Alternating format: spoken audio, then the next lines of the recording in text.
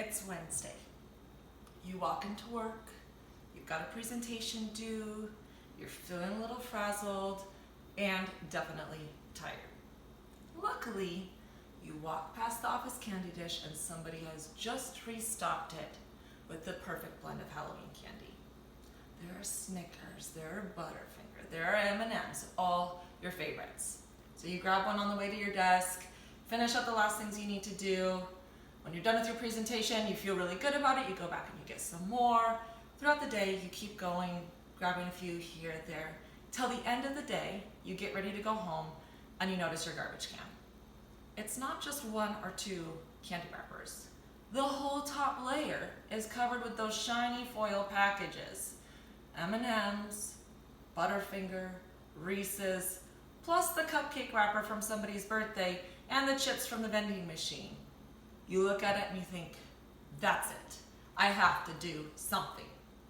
You go home, get on Google, type in, how to eat better. This is useless. There are so many options and so many opinions on how to eat better. So what do? How do you narrow down those choices and figure out where to start? You want to do something, but what? First thing I want you to keep in mind is there is no one right way. Everybody is constantly growing, changing. What is going to work for you is not going to work for somebody else, or what worked for a little while might need to be adjusted in the future.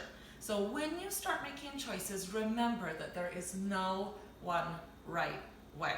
This will keep you open-minded, it will keep you flexible, and it will keep you honest about what's working and what's not. So go into it knowing you're just going to have to pick one and try it out.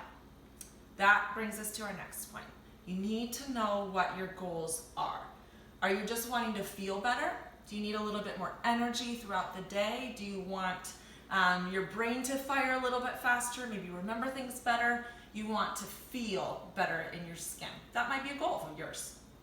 A lot of people have a goal to lose weight. Those kind of goals fall in something that we call body composition. So body composition wouldn't just be the weight you are on a scale, but it might also be your muscle tone or how lean you are. Do you have visible abs? Are your biceps really big? Those kind of things. That could be a goal for competition. It could be a goal just because you like it. Maybe you're going to go on a Hawaiian vacation, whatever it is. Your body composition goals might be important to you. You might also have a goal for athletic performance. Let's say same night you decide that you're done with Halloween candy, you also sign up for a marathon. It's your first one. You think, oh, what have I done?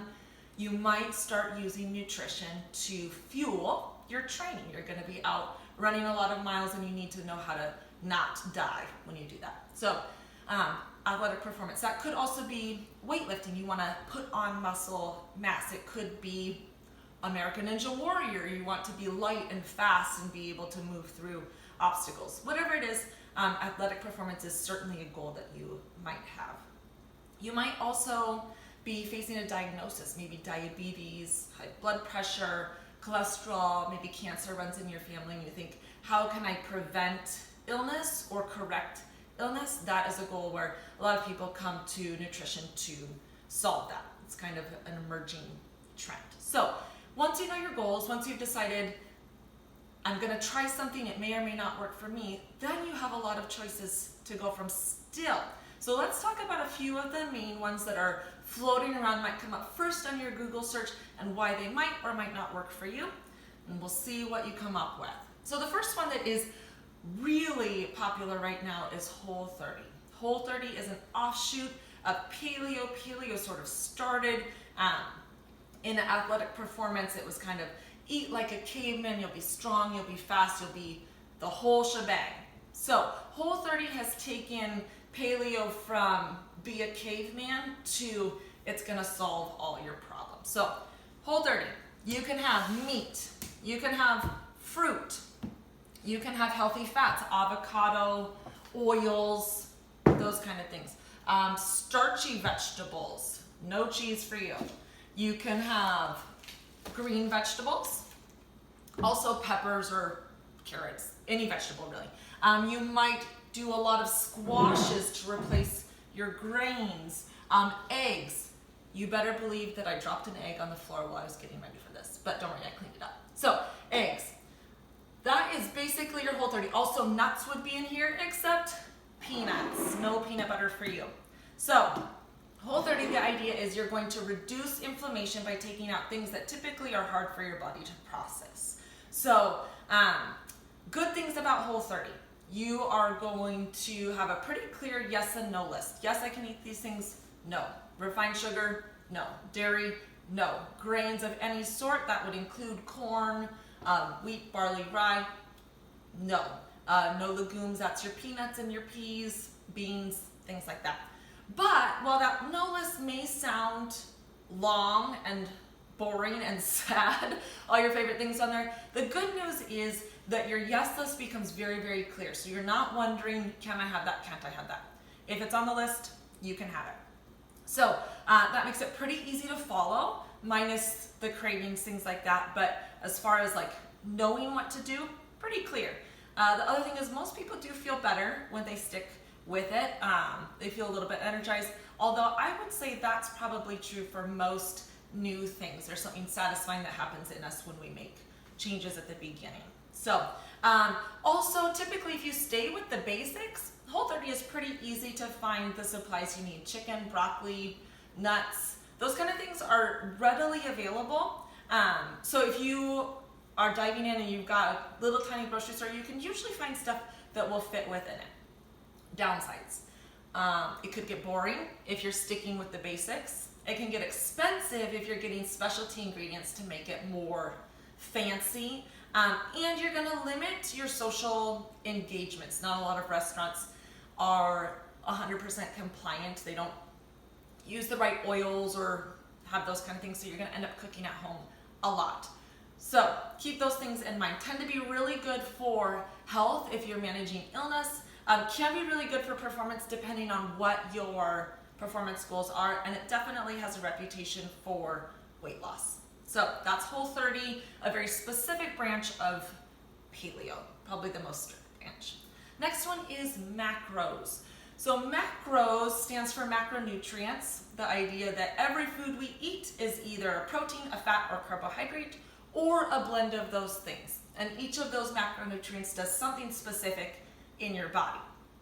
Idea is you can use science, math, numbers to control those in very specific ratios and then get the results that you want. So it's very results driven. If you want to be super lean, if you want to be super strong, build a lot of muscle, lose a lot of fat, those tend to be really possible things in macros. Good news about macros is you can eat anything you want. So, bag of sugar, sure. Peanut butter, definitely back on the table. A lot of protein powder, you're gonna go to town on the protein powder. Egg whites will be your new best friend. So, thing about macros is they say that you can eat anything you want, but if I make my famous brownies and I have 2 of them, I've probably used up a good portion of my fat for the day and my carbohydrates for the day, which means those 2 brownies probably mean I'm living off of egg whites and kale for the rest of the afternoon. So if that's your jam, you can totally do that. A lot of people love it. Or if you're gonna go to a birthday party or a wedding, it lets you be flexible for that day. So that's definitely a pro. All your favorite foods are included on it and you can make a lot of things work. Typically people who do this as a lifestyle know what works and they'll stick with the same thing most days and then be flexible on other days. Here are some of the cons. It's going to be a lot of tracking. So in order for it to work the way you want it to, you're going to have to keep constant track of what you're putting in your body. That will be a lot of weighing and measuring. You can't just throw things together in a pot. You're gonna wanna weigh and measure everything that you eat. You're gonna have to make your best guesses if you go out to eat or do some research ahead of time. So those are things to know. The other thing about macros is it can be a little bit of time to find the right numbers for you. It is not an exact science. So it may be slow to find the right ratio of numbers to get you the results that you want, okay? Let's talk about keto as our last option. So keto is really new on the scene. I'm sure it was probably something that happened 20 years ago and it didn't catch on, but now it's catching on.